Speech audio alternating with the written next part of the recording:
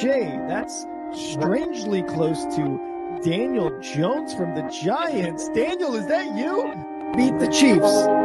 Show me. If the Broncos and Russell Wilson can show me that they can beat the Chiefs, then I will start believing. And the crowd up.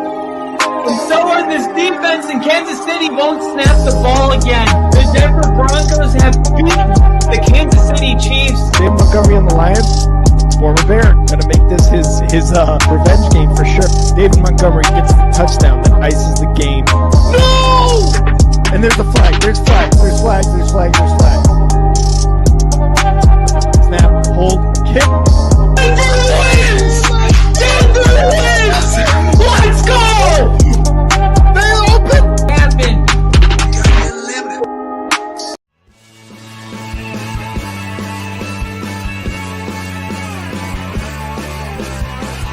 America is football. Football is America. Football is America. If you don't like it, you can kiss your candy ass. For the moment in time, I don't give a damn.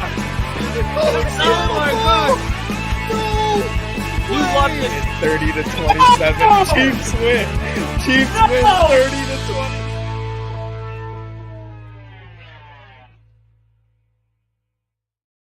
Ladies and gentlemen, welcome to a Monday night edition of the Only Football Podcast.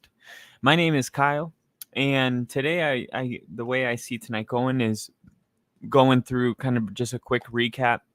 Excuse me, I just chugged the water of everything that's gone on. Some of the news is really shocking. If you could tell by the thumbnail of this video, Tank Dell was shot. So we're going to open up with that right off the bat. I don't know the severity of it. He was, the team called it a minor wound the day after the shooting. There was also 9 others injured. So we're going to break that down. We're going to talk about Baker Mayfield a little bit. Then we're going to talk about Joe Burrow, Josh Jacobs, and then some other smaller stories to wrap it up. Shouldn't be too long of an episode to get everybody caught up here. But no doubt we have to start with the Tank Dell news. So I'm big on the Texans going to the Super Bowl, and I've been really open about that. I don't know without the severity of the injury, like they say, okay, they're minor injuries. Does that mean he's going to play? Well, Coach DeMeco Ryans was asked about Tank Dell, and he was refusing to give a direct answer to the question if you should expect him to be ready for week 1. Instead of answering the question, DeMeco Ryans said Tank should be fine. Ryan said that he's spoken to Dell several times since the shooting and that they had a good conversation. So later, when pressed about whether he would miss practice, Ryans again deflected. I've answered all that about Tank. He'll be all right. I'm not really sure what the secret is here about this case or why understanding Tank Dell in his, I don't know, like the inability to just be honest about Tank Dell. I mean, most people are actually just concerned about Tank Dell and want to make sure that he's okay. And, including myself. So Ryan said in April that Dell had recovered from that injury and would be ready to practice when the team began workouts before he was injured in the shooting. Okay. So a lot to break down with the Texans in the next coming days. Dell drafted in the 3rd round in 2023. He had a standout career at the University of Houston. He had 709 receiving yards. He set a franchise rookie record with 7 touchdown receptions last season before breaking his left fibula in December. That was a really gnarly injury. And then we got to see Nico Collins kind of take on an extra workload with Tank Dell being out, and we saw a star. So now when you look at this receiving core, Tank Dell, Stephon Diggs, Nico Collins, you got to be thinking, man, this might be one of the best receiving rooms in the NFL. So yeah, there's a lot of questions about Tank Dell and his availability. We got Grandizer 12. Kyle, start spreading the news. Frank Sinatra. And we just got Singletary from them. They might be a little short. And I'll just call you 12. That's weird. I'll call you Grand. And Grand said, Kyle, around the NFL in under 5 minutes. Chris Berman, eat your heart out. I'm actually a huge fan of the 2-minute drill that he does. But Tank Dell, man, I don't know. This story kind of flew under the radar because when I heard about it, I was like, oh my God, is he okay? I don't know how I missed this whole thing that happened in April. Now there were some cool parts of this story that I'll touch on. So one of the things, because the NFL didn't have a ton of information, so I kept searching, and local news channel, because this happened in Daytona Beach in Florida, and the local news had broadcasted the camera of the incident. So there was a person shooting, and there was a person shooting back. The person that was shooting back hasn't been identified yet. And the cops have, publicly stated that, he doesn't need to run. If he was acting in self-defense, then, he's not in trouble. We just would like to get him, not get him, but we would like to be able to have him as an asset, because obviously he has a lot more details about what took place that night and things of that nature. And maybe that's why D'Amico Ryans is being so, I guess, discreet about this whole incident, is because maybe Tank Dell's lawyer was like, look, there's a missing witness.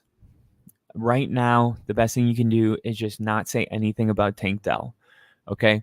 But let's go back to that night. So they're outside. It's a pool party. With a flyer that said nobody leaves sober. That might have been true. No, maybe nobody did leave sober, but people did leave hurt. So not maybe the best kind of party atmosphere to go to. When you're making millions of dollars, and it's hard though. I mean, he went back to his hometown where he grew up, and now he's in the NFL. And there's sometimes when you make it big, whether it's you become an actor or a football player, it's like you hear a lot of actors and movie stars and just people that kind of make it, if you quote unquote make it, right? They want to go back home and they want to be with the people that didn't, because you want to show everybody that you made something of yourself. It's really lonely when everybody in Miami has a Lambo, right? You got to drive that Lambo to Mississippi, where you're from, and then you'll start turning some heads. So I understand why the football players, go back to their home, get around old friends.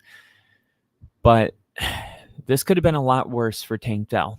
And maybe, going to a party is fine, but maybe going to a party that, there's different types of party. Even within the city, like I could go to Sweet Liberty and say I'm going out for drinks, and everybody's like, oh, okay, he's going to go have some cocktails. Or I could say I'm going to Blackbird, and they're like, oh, he's going to black out tonight. He's going very hard. Like, there's levels to it. So just putting yourself in the right environments would probably be a good start. But the most important part of the story, in my opinion, is about the security guard that was working. I believe this was a hotel, restaurant, bar, pool situation. I don't have the specifics, but I do know that there was a security guard there. You can see the footage on YouTube. It was uploaded, and it was uploaded by the local news channel, just in case you guys missed that. But the security guard actually ran over, tackled the person that was shooting people, and held him down until the police were able to come to the crime scene and make an arrest. So we're talking right off the bat, a hero, right? Somebody that is not even a police officer. He's a security guard. right? And he saved lives potentially in this thing. And the cop said himself in the press, whatever you want to call that, the when the deputy of the town or the sheriff comes out and talks about a case, he said, I haven't gotten to meet him yet, but I can't wait to get the opportunity to meet him. He's a hero. And he was super courageous in a moment where everybody was running. This guy ran towards the person with the gun. I can always tip my hat to somebody that runs towards the flames, run toward the smoke, not away from it.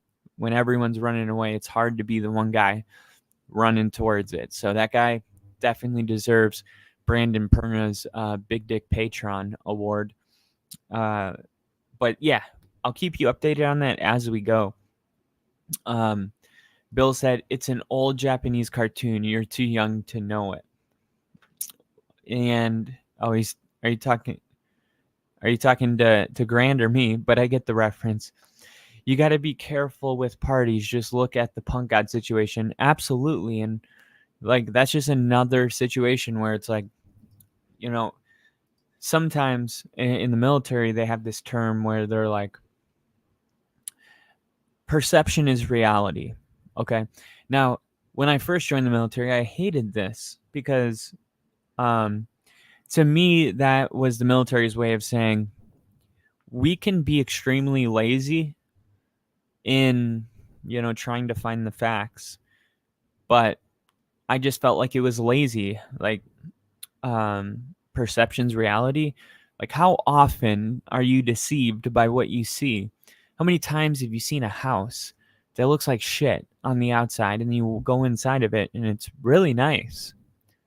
Or a terrible grocery store that just renovated their bathroom. You're like, oh God, I bet it's going to be terrible. And then it's like, weirdly, it's really nice. Perception's not always reality, but I kind of came along to it because what it basically means is, even within the military, there's groups of people that you want to be around. There's people that are just not good. They're not good for you if you actually care about this and you're trying to make a career out of it.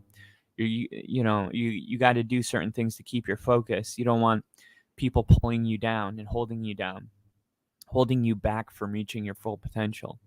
So the thing is like, okay, you don't want to be on the wrong side of perception as reality. Well, don't hang out with that group. And it's like, but I wasn't going to, don't hang out with them. Perception's reality. Okay.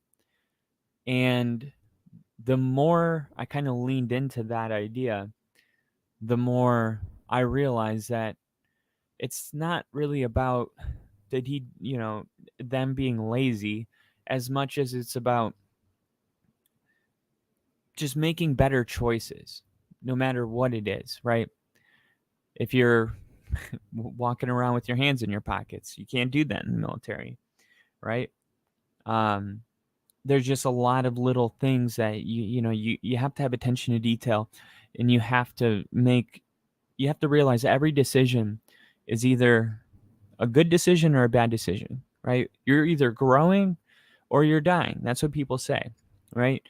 You're either gaining more knowledge and you're becoming wiser, or you're going the other direction. And if you feel like, oh, I'm right in the middle, I'm not getting better or worse, that's considered getting worse. So, I really would love to, I think it would be really cool to go team to team, with the military training and just kind of maybe talk to them a little bit, because I always felt like the rah-rah speeches in the military were just kind of cringy, and it was like, we're just checking a box. But I feel like the way I grew up and the things that I went through as a younger kid, and, I've been jumped multiple times. I've had my jaw broken. I was I was not doing too hot in my early 20s, and, joining the military and, making decisions that would ultimately lead to a better lifestyle and a better me.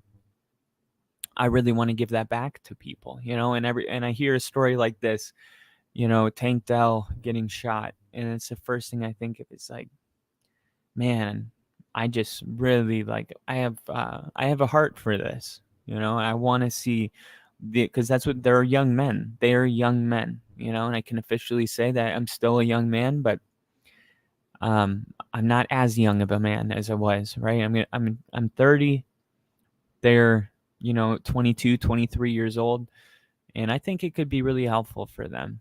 And we got a couple other things that I wanted to go over, but I'll keep you updated with the Tank Dell thing. Hopefully everything pans out, and hopefully we see Tank Dell, because like I said, Tank Dell, Nico Collins, Stephon Diggs, that is the best receiving core in the NFL. I am pretty damn positive about it. Okay. I'm trying to think of a better. Of course, you have the Eagles. But still, I mean, they have 3 receivers that are, I mean, it's not very close. So let's talk about a player that overachieved last year and somebody that is very controversial.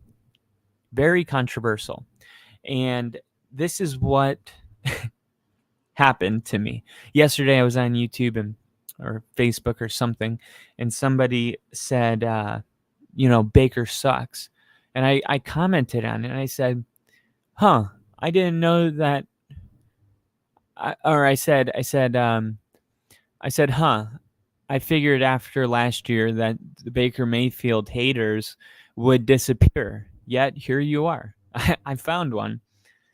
I felt like Baker Mayfield proved everything at the end of last season. He goes to a new team, a new head coach, a new system, a new state, his 3rd team in 1 year. And he takes his team to the playoffs and almost beat the Lions on the road and won against the Eagles. And when you look at how close with the Lions almost falling apart in the 3rd quarter, they would have gone to the Super Bowl. Just like the Packers not being able to take care of business against 49ers. Like, we know that the Packers, the Lions, and the 49ers could have all represented the NFC, but nobody talks about the Bucs, even though the Bucs almost beat the Lions. I hate to say it, but you can't just not have the Bucs in that. And I get it. Look, every year there's that one team that heats up at the right time. But Baker Mayfield had a perfect QBR. I think week 16 against Green Bay in Lambeau, the first quarterback to have a perfect QBR on the road in Lambeau in the month of December. Baker Mayfield was playing some of his best football. He's getting better. He's getting smarter. He's becoming more mature. He's becoming somebody that his teammates can rely on. He is becoming a man. And that's a beautiful thing to see, this growth. But why aren't the Tampa Bay Buccaneers, I guess, taken a little more serious? Everybody's pretty much given the NFC South crown already to Atlanta with the addition of Kirk Cousins. But the Atlanta also has a new head coach and a new offense coordinator, and a new defense coordinator. Like, it's a lot of new. You don't just slap a team together. Like, ideally on paper, yes, I could see why Atlanta would be the favorite. But let's just take a second and remember that there's a team that has continuity, that has a quarterback with all the confidence in the world. Perhaps a quarterback that before he won that playoff game had all the confidence in the world in himself. A former number 1 overall pick. This is not like when Ryan Tannehill got good. Baker Mayfield was always good. And now Baker Mayfield is returning to the same system with the same coach, re-signing Mike Evans, keeping Chris Godwin. They've done what they needed to do to take another step forward. So I'm not just going to rule out the Buccaneers really quick, right? Because I do believe in Baker Mayfield. But here's the one thing that people might not realize about the Buccaneers is that they did make a change, right?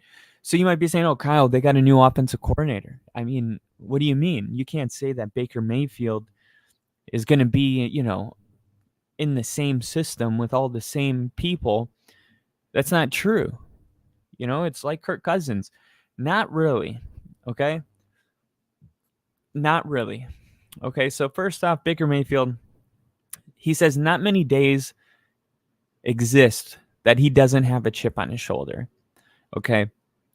And now I'm going to go through this article real quick. Baker Mayfield's career began deep in the 2022 season when the quarterback arrived in LA. Okay? Don't forget, he was a Ram after a Panther and after being a Brown. Okay? So he's bounced around quite a bit. Okay? But Liam Cohen was the offensive coordinator in LA.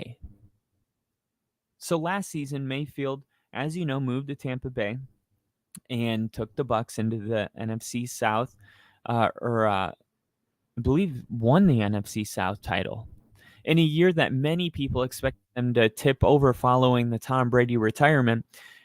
Not so fast. Baker Mayfield's here to save the day. But keep in mind that Cohen joined Baker Mayfield in Tampa this offseason. Yeah, the Buccaneers' new offensive coordinator is literally the guy that was the offensive coordinator in LA when Baker Mayfield was a Ram. So we're talking about somebody that comes from the Sean McVay tree. Some of the best coaches in the NFL come from, and if you really look at it, even on defense, Evero, the defensive coordinator for the Panthers, one of the best in the league. He's going to be a head coach soon. He was also on the Rams staff. I mean, there's just a ton of talent coming from Sean McVay because Sean McVay is a true leader. He gives responsibilities to people. It's not all about him. His coordinators, they get better every year until they're the best, and then they become head coaches. This is the way it happens. So the Buccaneers get a new offensive coordinator, but he already previously had worked with Baker Mayfield, and he says that he sees the same competitor in Baker Mayfield that he was in the Rams. He said you can sense that for sure. Cohen told reporters today. There's not many days I don't think Baker wakes up and he doesn't have a chip on his left shoulder. But there's definitely a feeling that this is his team, and it's okay to fail. It's okay. Go out there and let it rip. Be yourself every single day, no matter what, because you're going to be the guy, and we believe in you. This is stuff that a quarterback needs to hear. And it's funny because a lot of times a rookie gets drafted and the coaches say something like this because they're trying to give you the confidence, but it's different because those players don't have the confidence in themselves yet because they haven't yet proven anything on the field. This is a great combination between raw talent, the coaches saying the right thing, and Baker having the previous experience to believe in himself. This is the recipe for a 4,500-yard passing yard season, in my opinion. So they're saying all the right things. Go be the guy. We believe in you. Make mistakes. It's okay. That's something that ultimately he just really hasn't had the opportunity to have all that often in his career. You definitely feel a quiet, calming confidence, but he's still the same guy. He's out there when we get on the grass, talking smack, getting after it, and just having fun with the guys. I think that's what ultimately makes him a great leader. It's because he's best friends with the O-line. The guy who once headbutted teammates' helmet after a win certainly jives with an NFL locker room. He's a man's man. He's a bro. He is a locker room guy like Jimmy Garoppolo. Last season, Mayfield's willingness to battle for yards when the play broke down and his fearless approach was think about it. It's one thing to say, like, I'm going to do everything I can. But how many times have we seen Joe Flacco just not looking good in the playoffs, and then they show him on the sideline and he looks like he just doesn't care? That's why I call him Joe Cool. And guess what? It's pretty cool when your quarterback's winning, or it's pretty cool when your quarterback is, down 6 in a 2-minute drill and he goes and scores. But it's not cool when your quarterback's Joe Cool and you're down 21 points in the playoffs. Baker Mayfield was I hate to say John Elway, but the John Elway helicopter, right? On needing that first down, and people said, even the announcer said, "Oh, if you didn't know how bad John Elway wanted to win this game, now you see it." They always say stuff like that. But what they're really saying is like that extra effort, that extra fight for an extra yard, that's how Baker Mayfield played in the postseason. And that's what won him over to the players and the fans of Tampa. That's what they said. They said, you know what? This guy needs to be our quarterback because this guy is showing that he's good enough and that he cares and that he can be our guy. And that's why he got the $100 million contract. So the willingness to take a hit helped improve his pocket play immensely last season, a weak spot early in his career. So Mayfield's new contract that he signed is just a testament to the leader that he's become. And this is what Cohen said about the quarterback being at the forefront of the transition with the new offense being installed. Just a calm confidence, I think, Cohen said of the quarterback. The atmosphere that we want to establish in the meeting room is one of the players being the drivers of it. Yes, we're installing and teaching a new offense, but he knows a lot of the things already. He's heard them, he's repped them, he's just talking it over, and he's done a great job in the meeting room, talking to some of the guys. That's what we've been trying to establish. The confidence of throwing the football has been impressive thus far. We haven't had a ton of balls hit the ground. He's throwing with a lot of confidence right now. So part of the reason the Bucs plucked Cohen from the college ranks to replace new Panthers head coach Dave Canales with his familiarity with Mayfield, Tampa hopes that connection will help the Bucs hit the ground running in 2024 as they attempt to win their fourth consecutive NFC South divisional title. Let's just take a second and give them a round of applause. It's hard to win 4 in a row when you're talking about division, especially with Tom Brady being gone. I mean, everybody said they're tanking. They're going to have the 1 year with Baker so they can get a high draft pick, and they were pleasantly surprised, right? So congratulations to the Bucs. We really need to start thinking about Baker Mayfield pairing up with his new offensive coordinator who loves Baker, and I just feel like this is going to work. I really do. We got a super chat. Let's go. Bill said locker room guy is why I want Justin Pugh back. Thank you for the super chat, Bill. You're the freaking best.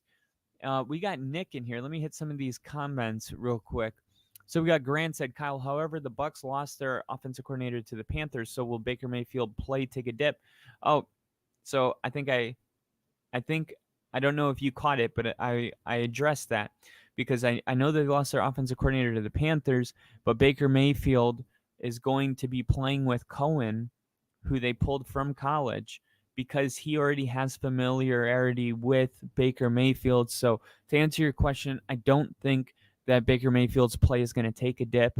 I think some are expecting the Bucs offense to take a serious dip.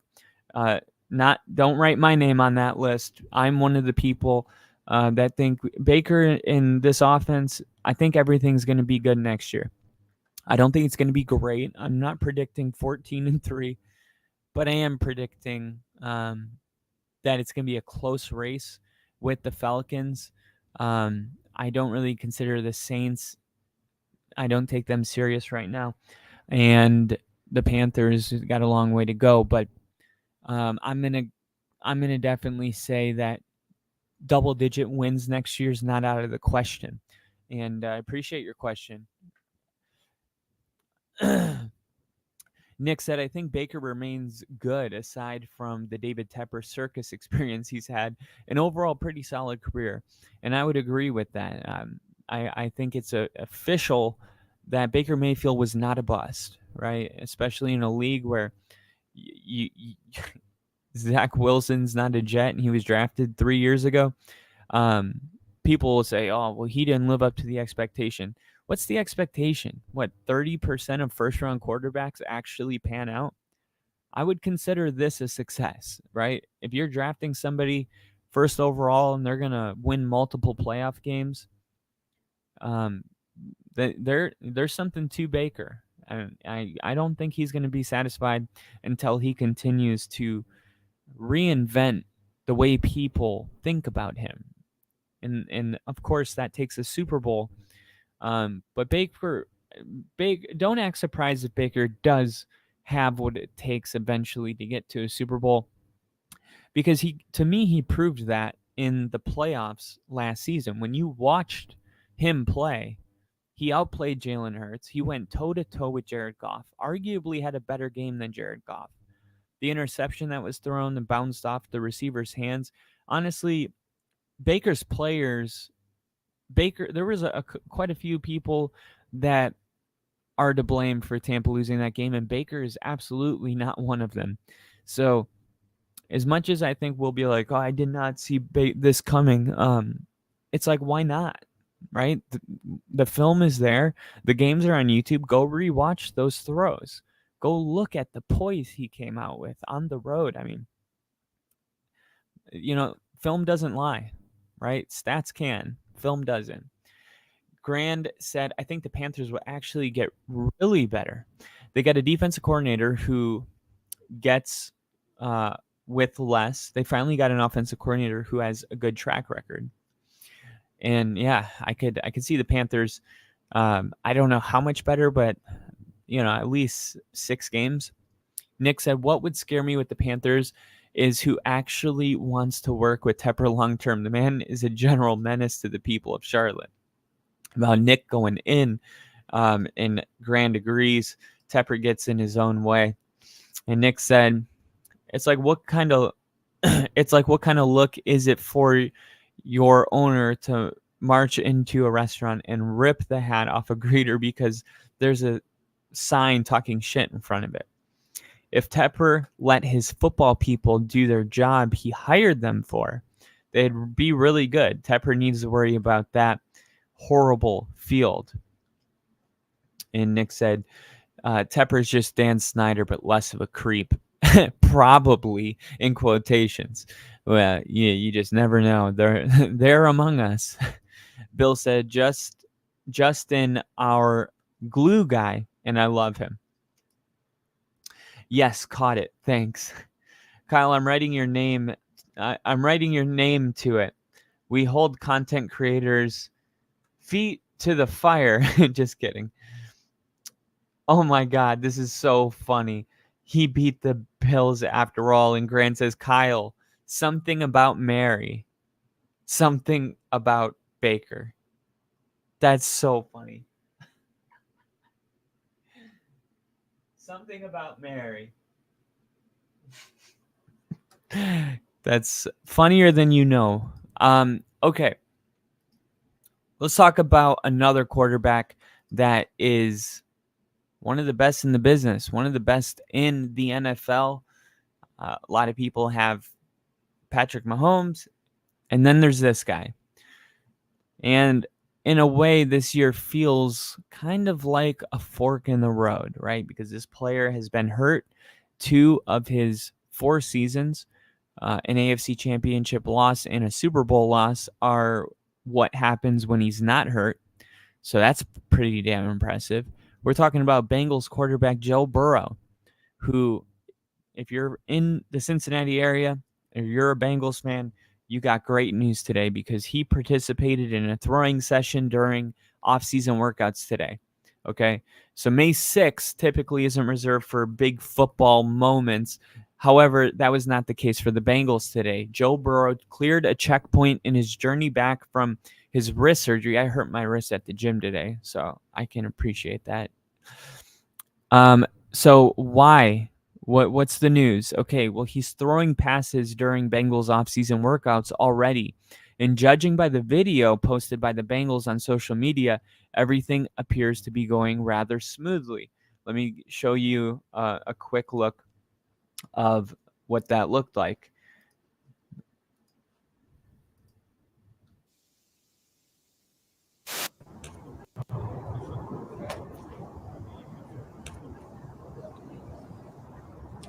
Look at that flick of the wrist. You see that flick of the wrist? Let me show you one more time. See this flick, right? So you see the power, you see the strength there, and it looks good. It looks like Burrow isn't holding back with that flick of his wrist, and His teammates also agreed. You like the amount of power he has on it, second-year receiver said on the team's official website. He said, I feel like that's what you're really looking for. You like to see the velocity. Velocity plus confidence to push the ball downfield are all very encouraging signs for a quarterback whose absence was felt throughout Cincinnati's organization for much of last season. If we learned anything about the Bengals, it's that when there's a healthy Joe Burrow, they're likely going to the playoffs. But Jake Browning gave a great effort. I got to say, Jake Browning really came in and played good football. I was hoping maybe Denver would try to see if they could get some Jake Browning. Didn't really work out, but we got our own guy now in Bo Nix. But this is life in the NFL today, in which every team's hopes to make it to the Super Bowl hinge on who is starting at quarterback. Cleveland managed to make it to the postseason with Joe Flacco, and I understand that. But in most emergency scenarios, once the team loses its quarterback, the season is over. And if Burrow is healthy, Cincinnati will be taken serious as a legitimate contender in the AFC North. So today's video, the one I just showed you, is a good reason for Bengal fans to feel optimistic entering the summer. He didn't miss a beat.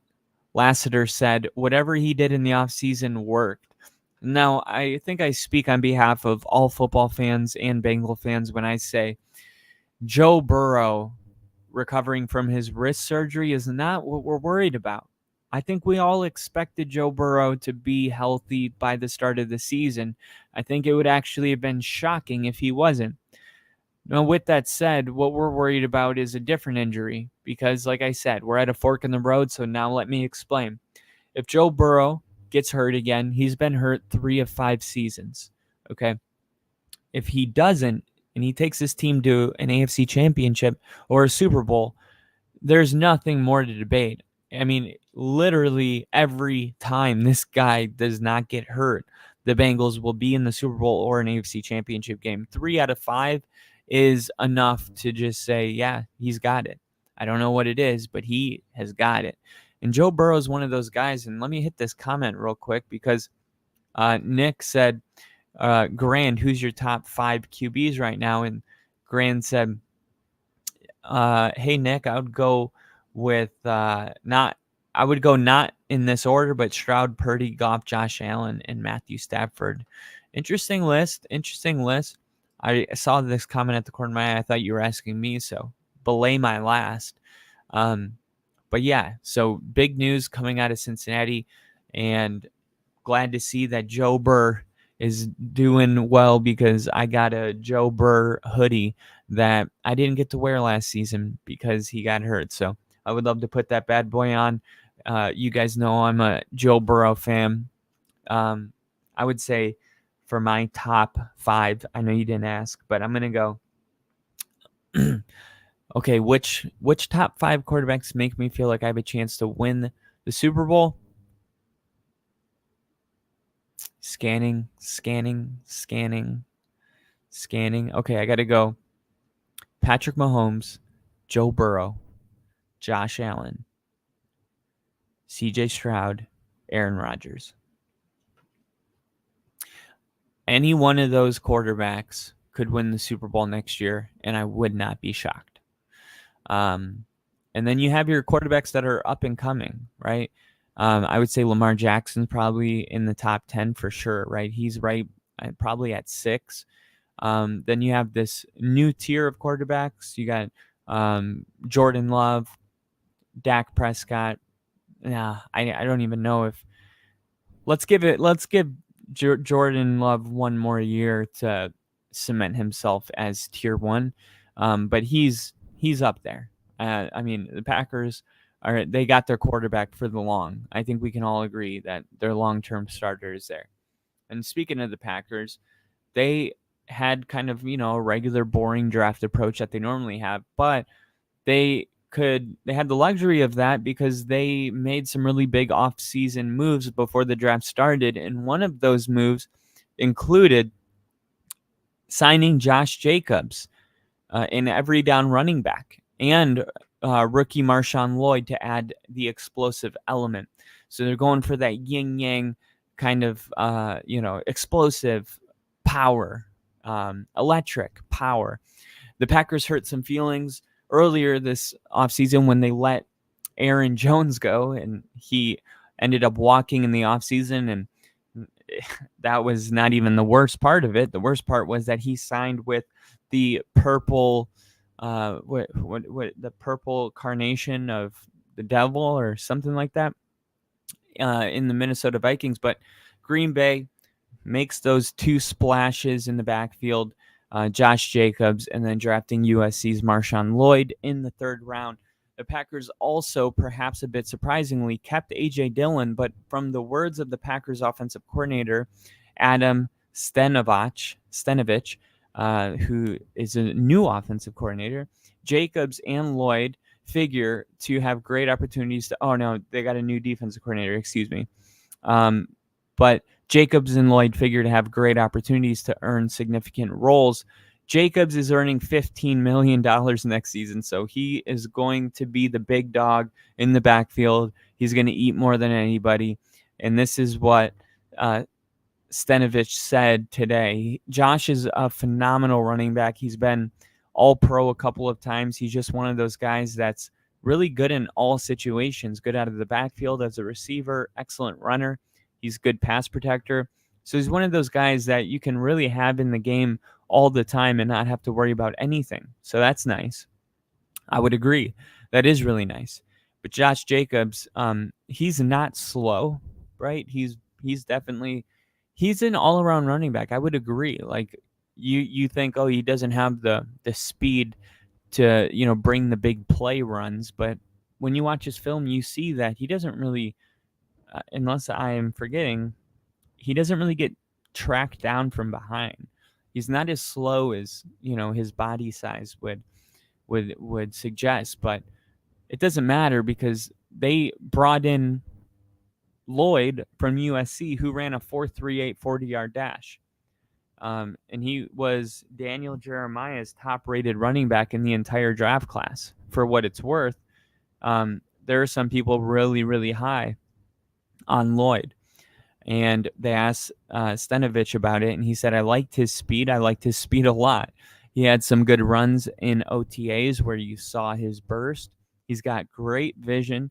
So I'm really excited about that out of the backfield. How much Lloyd will be featured in Green Bay's offense remains to be seen, but I think that the Packers are going to do their best to try to bring Lloyd in. Probably third down ability might allow him to carve out a role separate from what A.J. Dillon does, who we know A.J. Dillon is that goal line power back. And he said, I would like to get Lloyd out there as much as possible, Stenovich said. He's got a skill set that's a little bit different than AJ's as far as his speed. He's not quite the bruiser that Dillon is, obviously, but he's got a different type of skill. So it'll be nice to get him the ball in space and just see what he can do, because I think he's going to add a good explosive element to the offense as well. And if you play fantasy football, this is a player to keep an eye on. You got a coach. Gosh, get cat hair. You got an explosive running back. You got a good running back with speed. So if you're looking for somebody on your fantasy football team late in the rounds, this could be a solid move. And if he goes out there and he blossoms early, you might actually see more of him than people think. Stenovich acknowledged Green Bay's talent level and run game potential, but also served a warning for anyone assuming that improvement would just magically develop with the snap of a finger. And this is what he said that Packer fans probably loved. We know how good he can be, but we need to understand that no one is going to hand us anything in this league. Everything must be earned. Just the intentionality of going out there every single day and working hard and working at your craft to being the best that you can be. That's what it's going to take to get us back to the playoffs and as far as we can go.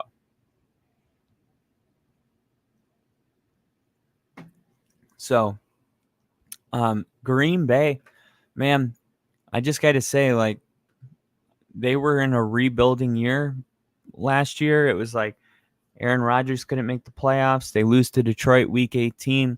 Aaron Rodgers is no longer the quarterback. Everybody in Green Bay is getting set for, a little bit of humble pie, a little bit of a reality check, and they almost make it to the NFC Championship game. I mean, it's absolutely unbelievable.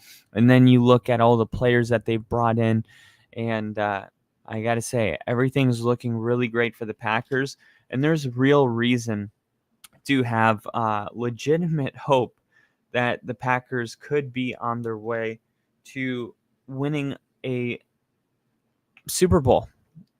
And I know it's crazy. Trust me, I'm just as shocked as you guys are. Where did I drop my... Sorry, I'm looking for something that I had here, and now it's gone. It must have fell on the ground. Or maybe I put it over here. Oh, ow. I just rolled my foot on the chair. Ooh. Look at this bullet flashlight I got. Let's see if this will help me. Find it. Wait, do I need to stand up? Haha, I was sitting on it. All right, let's hit some of these comments. Bill said, I like Tyrone. He's a human pinball bouncing off defenders. Definitely. Nick said, Justin Herbert also comes back next year to a wide receiving core consisting of Walmart employees and random LA residents.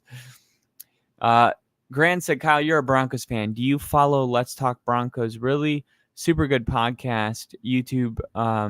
I do. I do Let's Talk Broncos. I do Denver Sports Media, Denver Sports News. That's Good Sports with Brandon Perna. I do the Denver Broncos official website. I do DNVR, which is a bar in downtown Denver that is ran by the people that get the media passes for the Broncos. So the same guy that runs that podcast is the same guy that asks Sean Payton a question after the game. Zach Stevens is his name, if you're curious. Zach Stevens from DNVR. But yeah, I watch a ton of Broncos podcasts, but let me see if I can pull it up really quick just to see Let's Talk Broncos. I want to make sure that I've seen it. Let's Talk Broncos. Yep, I have. Cool podcast. There's some others, like I like DNVR a little bit more, but that's you just got to find what you like and stick with it.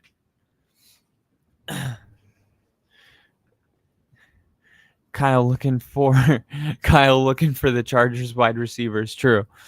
Bill said, LOL, I got him G bottle opener. Sick. Sick. Ooh, KC coming in with a $20 super chat. Oh, wow. Thank you, KC. He said, let me ease your pain. No, really, thank you for all the effort, really. KC, thank you so much, bro. You're the freaking best, man. Well, Bill, Bill's a generous donator too, but you know what I mean. Thank you a lot, and definitely appreciate that, KC. Thank you. So, I think the Packers, to put a bow on that whole thing, I think the Packers are putting a really nice roster together. I think they have a ton of weapons. They got multiple tight ends. They got a star running back, a star quarterback that they haven't paid yet. They brought in some pieces. They brought in safety from the Giants. The Packers are ready to do it all this year, and I think they're going to compete. I think this is going to be a very good football season coming up. A very, very good football season. So let's talk about the Chiefs' ex-rugby star, Louis Rees-Zammit, who enjoys his first football practice. And this is what he said. I can't wait to see what happens next. Kansas City was taking a chance on Rees-Zammit, using the extra roster spot added by the program to see if he can make the jump from rugby to American football in a role that primarily focuses on the return game. And keep in mind, if you guys didn't see yesterday, I interviewed somebody from Australia that is a diehard Ravens fan. And that was very, very fun, just for me, because not only did I get to talk to him about the Ravens and how he became a fan and how much I hate the Ravens, I got to tell him all that, but I got to see what it's like for an Australian to be into NFL with being in another country. It's totally different. The games come on at different times. Sometimes they only show the highlights, and then, they have a Super Bowl party in Australia where it's on a Monday every single year because, of course, it's on a Sunday here. And they say everybody takes off work and they drink. Like, it's an American thing, but they embrace the culture over there. So it was just really cool. Recommend you check it out if you guys are into that. And Kansas, oh my gosh, Bill with a 50 burger. I will not be outdone, KC. I respect you, but I will continue my reign if I can. Oh my God. Thank you, Bill. Thank you, Bill. Thank you guys. God, you guys are freaking awesome. Really appreciate the super chat. We've done as well as we've ever done here tonight. So thank you for your generous donations. And Casey, I love it. This is why we're a family. This is a family here. Wait, we're a family because we give you money? No. You guys are just awesome. Thank you. And Nick said, Bill off the top rope. So true. So true. That wasn't off the top rope. That was a WWF move if I ever seen one, Bill. All right, so there was an article that was written by Gianardo Phyllis and Nick Shook, who are both writers for NFL.com.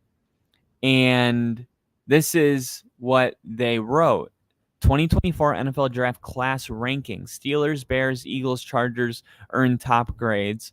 And then there was one team that really didn't do well. So why provide instant grades on the selection of prospects who have yet to take an NFL snap? Well, considering the makeup of every roster and the factors surrounding each pick, they're going to rank this 1 through 32. Keep in mind that these grades are based on draft halls alone. Pick traded for veteran players were not taken into account. So this is a ranking of who did the best in the draft from 1 to 32. Okay, so 32 is the worst, 1 is the best. And, it's just one opinion. And so we know that everybody's got an opinion. It's like an asshole. But for what it's worth, let's take a look and see what they got. Let's see what our teams and where they sit at. All right. So, and before I do, KC said, I watched you donate on the last stream. You were way ahead. Well done. And Grant said, Kyle, I enjoyed your interview with a Ravens fan. My Rams content creator, Payo Time, Canadian Rams fan, does something similar for a few years. He calls it MOOF, mostly overly optimistic fan. MOOF, most overly optimistic fan. It's a really big hit. That sounds really awesome. I would love, maybe he would even be interested in doing an interview on the Rams. I'm trying to get all 32 teams. Bill's going to be on here pretty soon doing it for the Giants. I'm super excited about that as well. And all love to all you guys. I'll leave the 50 burger up there for a second. I think it is well earned. All right, number 1, the Pittsburgh Steelers. They had 7 draft picks. They get an A. They got Troy Fautanu, Zach Fraser. So they went offensive line. They got Roman Wilson, wide receiver from Michigan. Peyton Wilson at 98. What a freaking steal. I thought Peyton Wilson could go in the first round. They got him at pick 98 in the third. Then they got Mason McCormick, another guard from South Dakota State, a defensive end, Logan Lee, and Ryan Watts, a defensive back. General manager absolutely crushed this offseason, restocking the quarterback position with 2 quality options for both short and long term, then unabashedly investing in the protectors in the draft. And this is so smart because Russell Wilson and Justin Fields both have a problem holding onto the ball too long, and the Steelers got specific, right? If you really want to make an improvement in your life, you got to be specific. You can't just be like, oh, I want to be more successful. You got to be like, what does that mean? What does it mean to be more successful? In which ways do you want to be more successful? In your relationships, finances, whatever it is, like if you're going to have a goal, you have to be specific about what it is that you're trying to achieve. And I think the Steelers were very specific about the team that they have, the players that they have, and what they needed to do to put those situations in the best position for this team to make as far of a push as that the players will allow them to make. Okay. I don't know if there's a ceiling, right? Russell Wilson's been to a Super Bowl. He's won a Super Bowl. He almost won back-to-back Super Bowls. So like I just got to say, like, from somebody that's had Russ for the last couple of years, I don't expect it to be like the Steelers are a Super Bowl team, but it is very intriguing to see how this goes down. The number 2 team is the Chicago Bears, and they only had 5 picks, but when 2 of them are in the top 10 and one of them is a franchise quarterback, of course it's going to be number 1 overall. This time it falls to 2. I'm okay with it. Caleb Williams, Rome Odunze, they got a punter out of Iowa. And number 3, and Bill, you're not going to want to hear this. You are not going to want to hear this. Number 3 is the Philadelphia Eagles, and I thought the Philadelphia Eagles, I felt like had probably their top 5 for sure. Maybe I think top 3. Okay. Quinion Mitchell, Cooper DeJean. That's insane. We knew all offseason that Quinion Mitchell and Cooper DeJean were the 1 and 2 best corner in the draft. On NFL Draft Buzz, they were ranked 1 and 2. And it's just weird to see one team be able to land them both. Like, I wanted the Broncos to draft Terrion Arnold to pair up with Surtain, but I would never imagine that you could do this in the same draft. They did it in the same draft. And then they got Jalix Hunt, outside linebacker from Houston Christian University. Running back Will Shipley, one of the top running backs in this draft. Ainias Smith, Jeremiah Trotter Jr. These are all names that you're going to see on Sunday. So roster-wise last season, what was the Eagles' biggest problem? A horrendous secondary. And they brought back C.J. Gardner-Johnson in free agency, and he has experience playing safety. So I think C.J. Gardner-Johnson is going to drop back to safety. That's why they doubled down on defensive backs with their first 2 picks.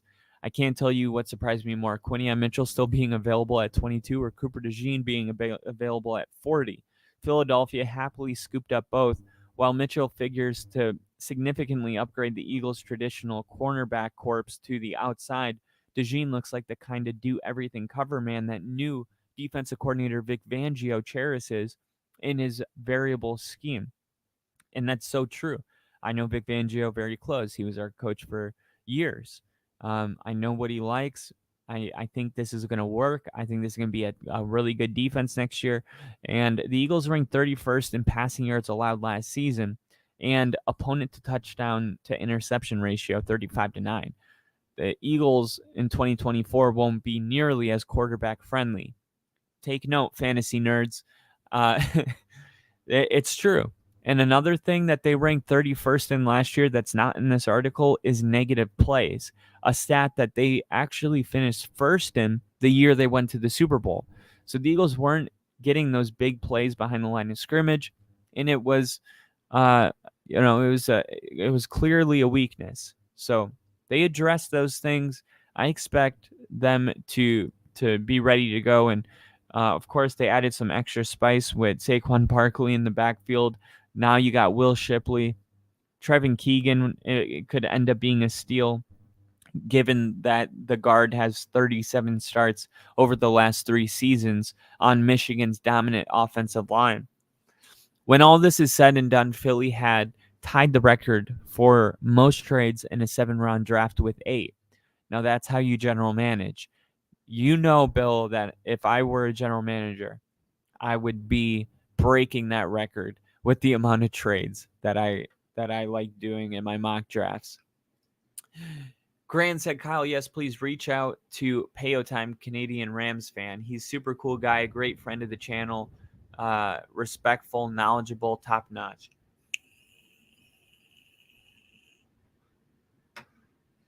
And Bill said, Howie does witchcraft, and I fucking hate it. Nick said, that's how I feel watching the Chiefs draft. Bill, I know your pain. And Bill said, I swear he has dirt on every other GM. It's the only real option. I feel this in my soul, Nick. He threatened to bus Eagle fans to other GM's houses. What? Oh my God, I didn't know about that. All right, number 4, you got the Los Angeles Chargers. Joel Out, Ladd McConkey, Junior Colson, Justin Obigby, defensive line from Alabama, and Brendan Rice in the 7th was really, really shocking. Then you got the Cardinals at 5. The Cardinals did have a nice draft. Marvin Harrison Jr., Darius Robinson, Max Milton, Trey Benson, my number 1 running back in this year's draft out of Florida State. Isaiah Adams, Tip Ryman, Elijah Jones, Xavier Thomas, Darian Taylor Demersion, Christian Jones, Jaden Davis, Tihan Palmer, Xavier Thomas. Like, this is absolutely insane. They added 12 players. I mean, if you're in a rebuild, well, it makes it a lot faster when you can add an entire side of the defense in one draft. I mean, there's 11 players on offense, 11 players on defense. They drafted 12. I mean, that's just absolutely incredible. Then Ginger's going to love this. You got the Indianapolis Colts coming in at 6. Latu at 15 overall. Adonai Mitchell early in the 2nd round. Matt Goncalves. So I'm excited I'm surprised to see Indianapolis end the defensive player drought at number 15 when they chose Latu. And it wasn't because I didn't think that they deserved such a selection. It was because I thought they might look elsewhere. And they get somebody that's going to be really powerful on the other side of DeForest Buckner. And all of a sudden, the Colts are going to be one of those teams with a sneaky good pass rush that people might not be expecting. Number 7, I hate this. The Las Vegas Raiders. They get Brock Bowers, Jackson Powers Johnson, DJ Glaze, DeCamerion Richardson, Tommy Eichenberg. I was looking at him. They get him in round 5. Really solid draft. The Raiders didn't land a quarterback, but 6 quarterbacks came off the clock before the Raiders had a pick. And you know what's funny is that if the Broncos would have beaten the Raiders week 18 last year, the Raiders would have probably drafted Bo Nix. So everybody that was like, oh, man, we lost. I was like, who cares? The season was already over. I understand, like, pride and all that. No, don't get me wrong. I wanted to win. But as soon as the game was over, it's like, okay, we just flipped draft spots with the Raiders. So, I mean, I'm never going to be the kind of person that cheers for a losing record, a losing game, or a tank, or none of that. But both things can be true, that you didn't beat the Raiders, and this is going to help you in the future. So it's just interesting to know how would, it's like the butterfly effect. If the Broncos won that game, is that a direction the Raiders were ready to go in? We'll never know. At number 8, we got the New York Giants. The New York Giants cracking the top 10 for Bill. Of course, they got Malik Neighbors out of USC with the number 6 overall pick. They followed that up by getting the best safety in this year's draft, Tyler Nubin out of Minnesota. Love that pick. Andrew Phillips, cornerback out of Kentucky, number 70, so still a top 100 pick. And then just past top 100, they get Theo Johnson. I thought that they were going to draft, I wasn't sure, but I thought they were going to draft Cade Stover here. And Cade Stover was available, but they went with Theo Johnson. It's not a bad move at all. When you look into Theo Johnson, which we did live during the draft, then they get a running back, Tyrone Tracy. And entering the draft, the one question that loomed over all Giants was if they were going to dive back into the quarterback pool and select one, maybe J.J. McCarthy. And what was interesting is that New England drafting Drake May at number 3, and all of a sudden it was like, okay, so J.J. McCarthy is available. And I was pretty sure that the Giants were going to draft J.J. McCarthy right there. But instead, they ended up going with Malik Neighbors. And a lot of people said he had the highest ceiling of any wide receiver in this year's draft. He's an electric wide receiver. Keep in mind that the Giants haven't had a 1,000-yard receiver. No one's even reached 800 yards in a season since 2018 when Odell Beckham Jr. hit his final year with the franchise. So it made plenty sense for them to go back to drafting an LSU receiver. That was a comment that I made during the draft. I was like, oh, you guys have had a star prolific playmaker from LSU before. But only having Odell Beckham Jr. hit the 800-yard mark one time in the last 4 years is actually insane and very, very embarrassing. It's a serious problem. You can't have that.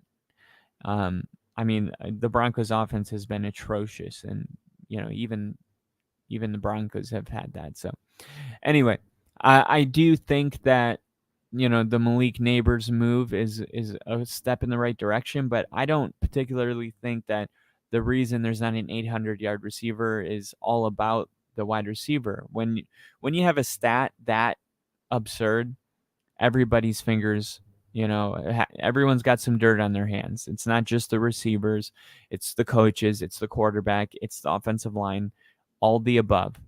So is getting, fixing the offensive line, or on paper, we'll see, and then bringing in a star receiver, is that going to help, or is ultimately Tommy DeVito or Daniel Jones just not going to be the quarterbacks to get the most out of these receivers? We'll find out next year.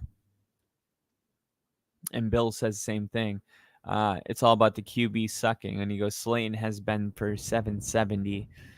Yeah, you want to at least have 1,000-yard receiver. Next up, we got the Jacksonville Jaguars, who earned a grade A. They draft Brian Thomas Jr. at 23 overall after losing Calvin Ridley to the Tennessee Titans. Then round 2, they get Mason Smith, Jarrian Jones, Javon Foster, Jordan Jefferson, Cam Little, DeAndre Prince, and Keelan Robinson.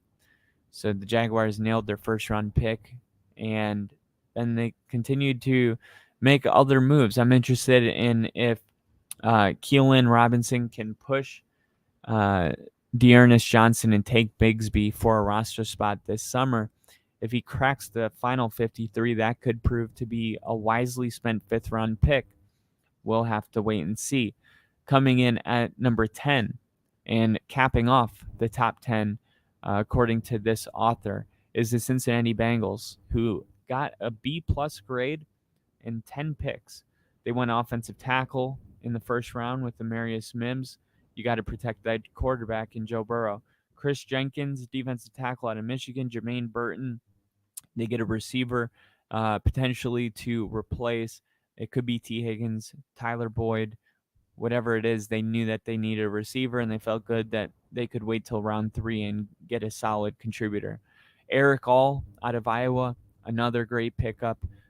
Josh Newton, Cedric Johnson, just a lot of good draft picks here. Realistically, the Bengals carried just one clear need into the draft, and it was wide receiver, but they deserve credit for not forcing the issue. Instead, they addressed the future and arguably more important hole along the offensive line by selecting Mims. I love that, right? Not acting desperate, making wise decisions, not drafting with emotion. Coming at 11, we have the Rams, who had an absolutely incredible draft. I mean, Jared Verse, Braden Fisk, and Blake Corum and Cameron Kitchens are all going to be very good in the NFL.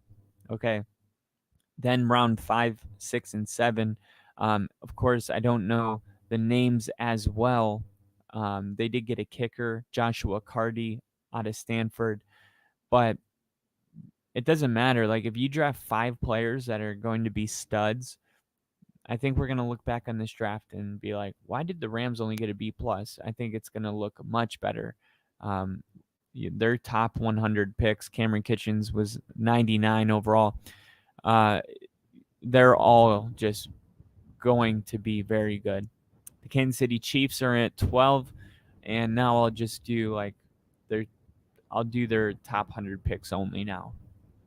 Xavier Worthy and Kingsley Sumatia, offensive tackle from BYU. Those are the only moves they made. Then you got the Patriots coming in at 13. A little surprised to see the Patriots this far when they drafted Drake May, with the number 3 overall pick. And then they got Jalen Polk out of Washington. And then they beefed up their own offensive line with Caden Wallace out of Penn State. At number 14, you got the Seattle Seahawks, who drafted Byron Murphy, number 16 overall, Christian Haynes, Tyrese Knight. So Pete Carroll not in the war room for the first time in almost 15 years. We knew it was going to be an interesting draft for the Seahawks. How would John Snyder handle this? And it kind of looked very similar to a Pete Carroll draft, if I do say so myself. Coming in at number 15, about the midpoint now, we got the New York Jets, who had 7 draft picks. They got the best offensive tackle at number 11 overall.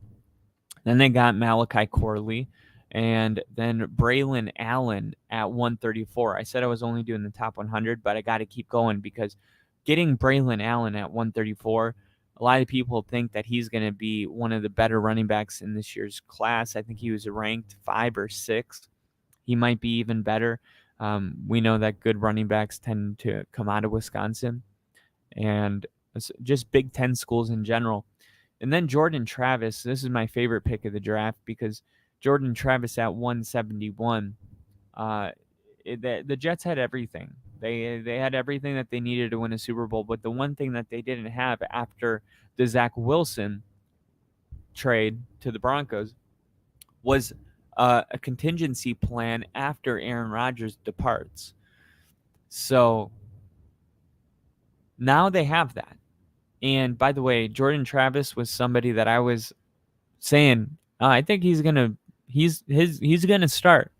And then yesterday I opened up my NFL app and it says Jordan Travis says, how often does he think about being the Jets' future long-term answer at quarterback? And he said, I think about it a lot. So I think it's a really good move in the 5th round to get a project to sit behind Aaron Rodgers. The choice of Jordan Travis was surprising to some people, but it's not risky. They learned a hard lesson about the importance of having a backup quarterback last year, and Douglas supplied his roster with a very capable veteran in Tyrod Taylor, and now they have Jordan Travis as a developmental prospect. I think it's a great move. I think the Jets did a good job here. At number 16, the Lions, who went for quality, not quantity. Terrion Arnold, and then they got Ennis Rakestraw Jr., cornerback out of Missouri. So they get 2 corners back-to-back that are going to start. And Brad Holmes and Dan Campbell have a type, and their first 2 picks of the draft were straight out of Central Casting. Anyone who's come across Terrion Arnold knows that he was one of the draft's biggest energy givers. He's the kind of presence every locker room needs during the grind of a season. And The Detroit Lions, the question is, okay, they were really good last year. Are they better now after this draft? Absolutely, they're better now. As long as you're moving in the right direction, it's all good, right? When you lose a bunch of pieces and you're only able to draft, 2 replacements for the 4 you lost, that's when it's like, oh yeah, we might take a small step back this year. But Detroit, the way they're handling the front office, the way Brad Holmes and Dan Campbell are drafting, they're just getting better every single year. The Baltimore Ravens at 17, Nate Wiggins, Roger Rosengarten, and then Ideza Isaac. Houston Texans come in at 18, Kamari Lassiter, Kalen Bullock, Cade Stover, and Jamal Hill.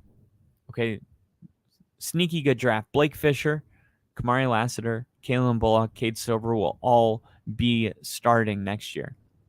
So, you get 4 starters. Good move. Tennessee Titans at 19.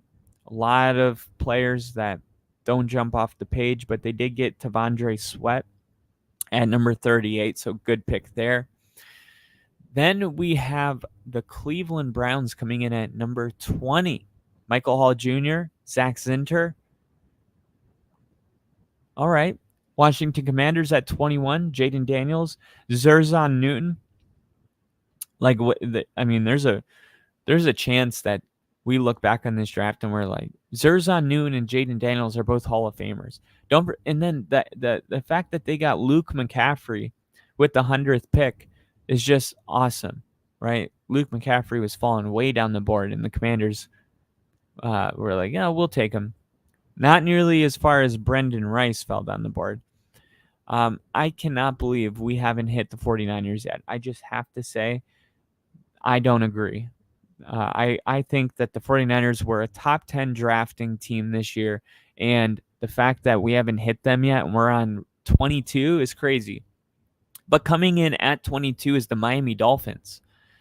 They had 7 picks. They got Patrick Paul, an offensive tackle out of Houston, Jalen Wright, a running back that was falling down the board, Chop Robinson, number 21 overall, one of the best edge in this year's draft. And I thought that the Dolphins might have added to the defensive interior after losing Christian Wilkins in free agency, but they did address what could be a significant need at the start of the season by selecting Chop Robinson, giving Miami another starting option on the edge with Jaleen Phillips and Bradley Chubb. And keep in mind, Jaleen Phillips is recovering from the Achilles injury, and he's not going to be ready to go early in the season because it happened so late last season. So then at 23, you got the Green Bay Packers. Okay, Jordan Morgan, Edgerrin Cooper, Marshawn Lloyd, Javon Bullard, Tyron Hopper, Evan Williams. Just a lot of guys that you had to look up when they drafted them. I mean, I'm speaking for myself. If you're an Arizona fan or a Texas A&M fan, like you or USC, I know Marshawn Lloyd we talked about, but I got to say there was a lot of players that were available when Green Bay was on the clock, like Cooper DeJean, like these big name people. And you got to just believe that Green Bay was sticking to their internal draft process. They really don't draft based on the outside noise. They make their own decisions. It's kind of refreshing and annoying if you're a Packers fan. Right underneath the Packers at 24, you have the Denver Broncos. I just got to emotionally prepare for this.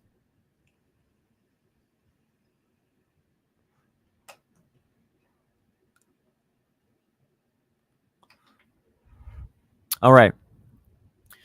Little laggy for some reason there. Bo Nix at number 12 overall. Jonah Ellis out of Utah at 24. Troy Franklin. Chris Abrams, who was on the other side of the Lions cornerback that they drafted, Rakestraw.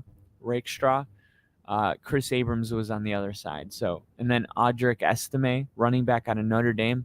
I thought they did a really great job of course, if Bo Nix is a success and makes a Pro Bowl and wins football games, then this is going to be a lot higher than 24 when they come back and reevaluate. But the Bo Nix selection at 12 was a little bit surprising. But when you peeled back the layers of the pre-draft projections and supposed value, it makes sense because Sean Payton loves Bo Nix, seeing him as a quarterback of the future, and George Payton acted accordingly in selecting him. And they even asked George Payton after, and he was like, I like Nix. I'm on board. He's very experienced, fully equipped between the ears to get the job done. He comes from a dad that's a coach. There was a story about him having a backpack, and the Broncos asked him to empty the contents of his backpack, and all he had was playbooks and pencils. And then there's the pre-draft stuff where they gave him a playbook with only 3 hours to study it, and they couldn't believe how much Bo Nix retained in the morning. And then you got the quick processing. You got the highest completion percentage in college football history, best in 2-minute drill, best in the 2 minutes before the half. I mean, you go down the list, and there's a lot of things to like about Bo Nix, but it was one of those things where the outside noise never really elevated Bo Nix to a legitimate 1, 2, or 3 option. They stayed pretty true to Caleb Williams, Jaden Daniels, and Drake May. But, Sean Payton it's very known that he was high on Patrick Mahomes. They asked him, why didn't you just trade back? And he's like, that it's not an option. Like, if you feel like you have a franchise quarterback that's on the board, you don't fuck around so that you can gain an extra third-round pick, right? What's a third-round pick if you don't have a quarterback? So I came around and was like, you know what, I can appreciate this pick, but Denver getting a pretty low of grade, if I do say so myself.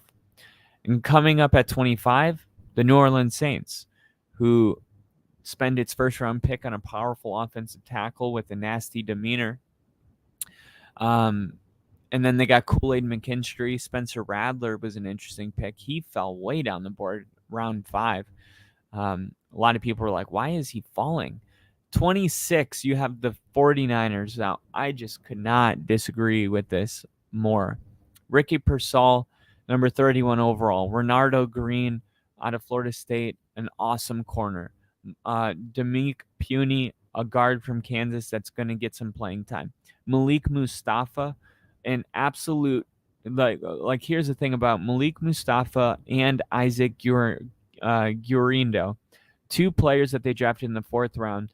Both of them made the freaks list of most insane athletes in the draft, right? We're talking about people that bench 1,200 pounds, squat and clean 1,200 pounds, that run 21 miles an hour, like just absolute freaks. And it looks like that was kind of the way the 49ers went. They drafted positional needs, and then when they got into the 4th round, they were like, let's just get some insane athletes, and we'll find out if they're football players.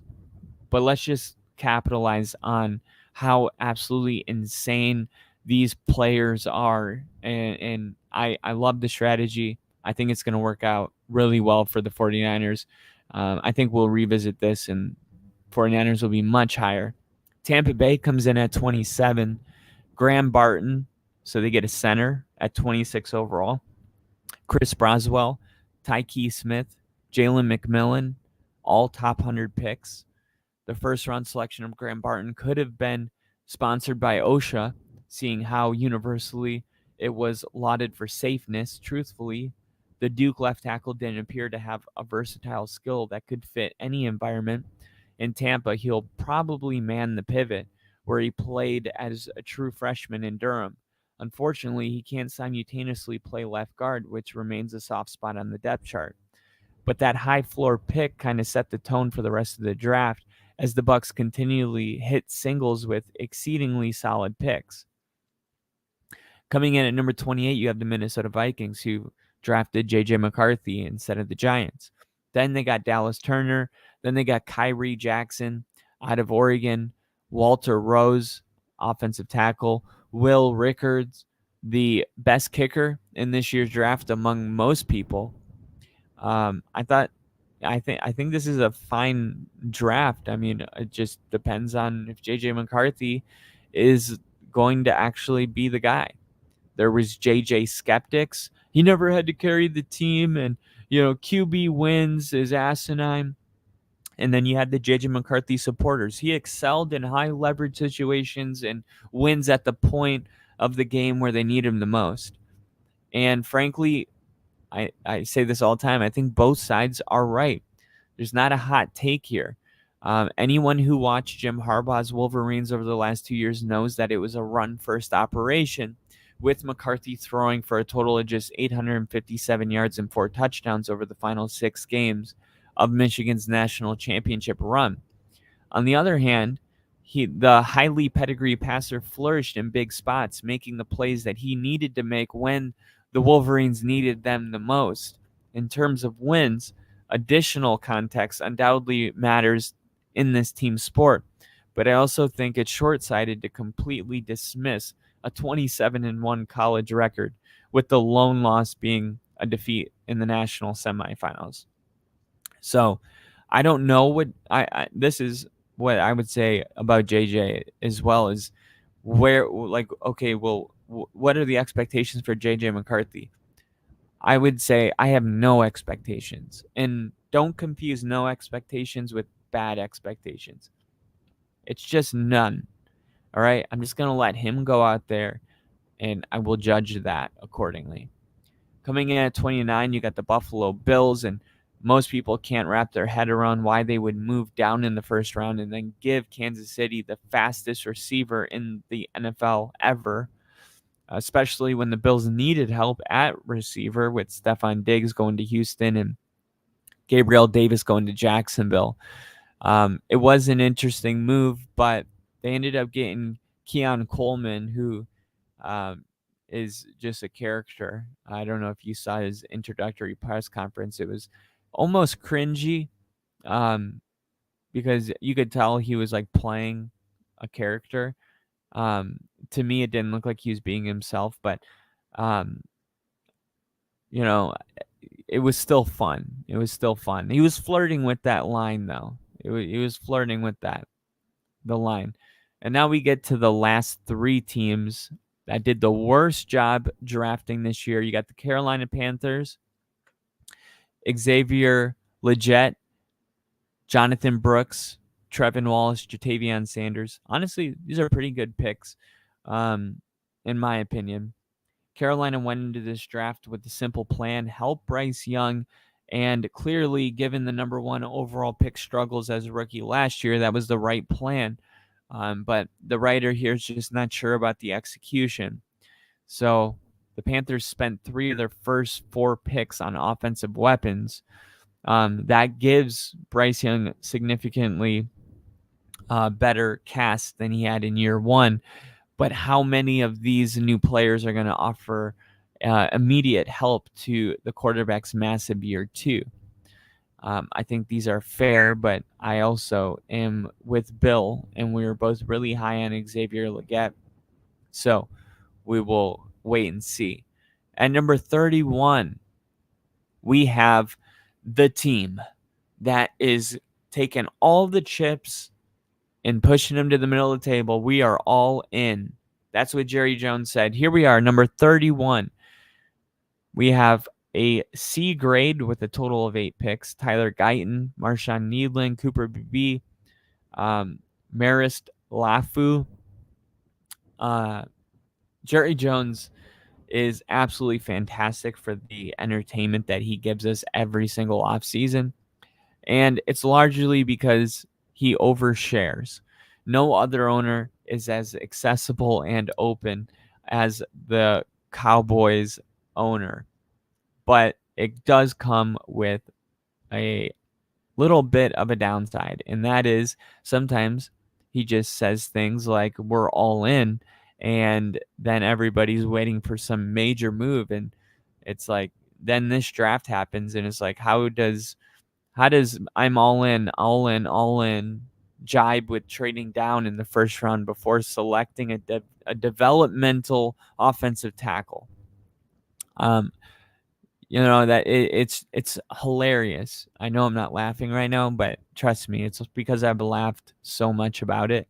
But it is really funny. And then the worst drafting team this year, according to these authors, the Atlanta Falcons, who get a D grade, 8 picks, a D grade, and the most controversial pick being Michael Penix Jr. at 8 overall. Rook Aroraro, defensive tackle from Clemson, Braylon Trice, Brandon Dorless. They had 7 picks. This draft had an extraordinary, weird feeling after the Michael Penix thing happened. I would say that was kind of an atomic bomb after Kirk Cousins signed his 4-year, $180 million deal. Most people were looking everywhere for an explanation, but this is the only explanation that really needs to be said. Atlanta likes Michael Penix. They think that he's too good to pass up. And this is what they might realize that nobody ever stopped to think about, right? Here's what I'm going to ask you to ponder, okay? Ponder this thought. If the Atlanta Falcons felt like by bringing in Kirk Cousins that they have a legitimate opportunity to win a Super Bowl, then this was the only opportunity to land the quarterback, right? Let's say that they do really well. Let's say they're actually in their head. Let's say they're actually planning on being in the NFC divisional round. Okay, that means that they're not drafting a top quarterback next year. So I think there's a lot of logic when you look at it like that. It's like, if not now, then when? Because we believe in Kirk Cousins. Instead of Kirk Cousins getting upset that they drafted a quarterback, maybe he should think about it like, wow, they think I'm going to do that well, that they have to capitalize on, the value of a number 8 overall pick. And I think that's all that this is. But those were the draft grades and like, I didn't agree with all of it. I agreed with some of them. Some of the teams in the top 10 I thought were worthy of being there. But overall, it is a little opinionated. But let me know what you guys think. Did you guys agree with any of them? Did you disagree with one? Bill said, "Is me using a work headset getting a mic work?" You can use a work headset. You can also use headphones that have a mic connected to them. There's I guess those are the big two ways. I think a lot of computers have a mic in them as well, but it's not the best quality. But you can get like a cheap USB condenser mic that you just plug right into your computer, and I think that'll probably get the job done. Nick said, "Bill, have you seen the Fallout TV show?" And Casey says, "How about getting picks to protect Cousins?" Yeah. That's one thing that they could have done, but like I said, what I was just saying ultimately weighed heavier as far as the way they felt about it. So, and it depends, we'll see what Michael Penix becomes. I don't agree with the pick. I don't agree with the thinking of it. I just like put myself there to be able to try to understand it. And I was like, well, that does make sense if they're not expecting to pick in the top 10 for, the next 4 years. Why not get it while you can? Kind of like the Bears. That wasn't even their first overall pick, right? They went 7 and 10. They were supposed to be picking at 9. But they took advantage of where they were at, and they made a move that normally they wouldn't have even had the opportunity to make. Sometimes you just got to capitalize on where you're at. But not saying I agree with it. I'm with you on that, Casey. Nick said they had a reason. It was just a dumb reason. Yeah. There you go. And there was one more thing I was going to say. Oh, yeah. Rashad Penny. A lot of people might remember Rashad Penny. The Carolina Panthers are adding a 9th running back to the equation. So the Panthers are expected to sign veteran free agent Rashad Penny. It was reported today. And Penny reunites with Panthers head coach Dave Canales. The two were together in Seattle for the first 5 years of the running back's career. The former first-round pick spent the 2023 season in Philadelphia, but saw very little action with DeAndre Swift and Kenneth Gainwell. Penny didn't stand out during the preseason action, and he was left as the odd man out of the rotation once the season started. Penny played in just 3 games and earned 11 carries for 33 yards, 6 of those attempts coming in in a Week 18 blowout loss to New York.